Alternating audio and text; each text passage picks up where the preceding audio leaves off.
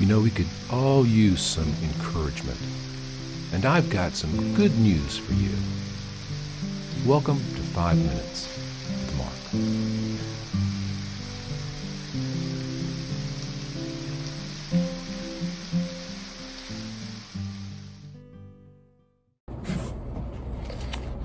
Well, greetings, everyone. Welcome back to 5 Minutes with Mark. Glad you're here.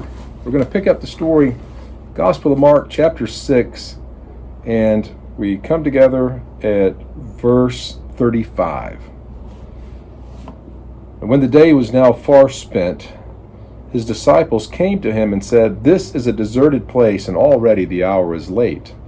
Send them away, that they may go into the surrounding country and villages, and buy themselves bread, for they have nothing to eat." But he answered and said to them, "You give them something to eat."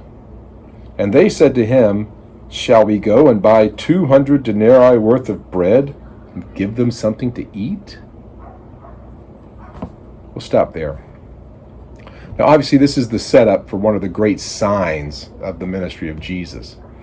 But I think it's important for us to stop and take a moment and consider the reality of the situation for the guys on the ground. We always look at the disciples and think, why didn't you get it? But we weren't there. Chances are, if we had been at ground zero with Peter and the gang, we wouldn't have gotten it either. For them, Jesus just gave them an impossible task.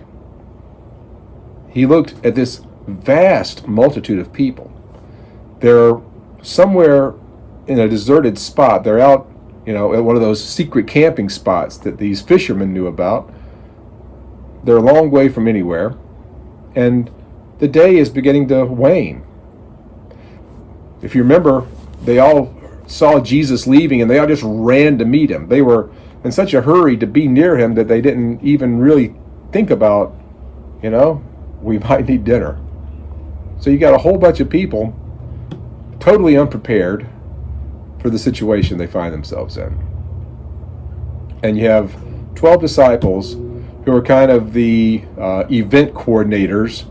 They're the muscle that makes things happen, but they're not prepared for this either. I mean, they probably got enough to take care of themselves, but that's about it.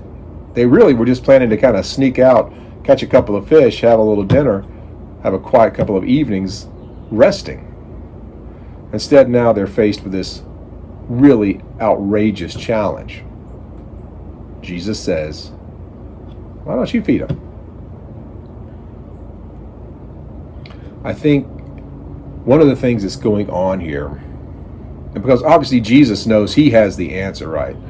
And the disciples scratch their head and do what any of us would do. They look at this very real problem in a very real way and say, "Look, we don't have the money. If we had the money, where would we go to buy enough food for this many people?" It doesn't compute, right? How are we even? What do you mean, Jesus? How often do we find ourselves facing those impossible odds?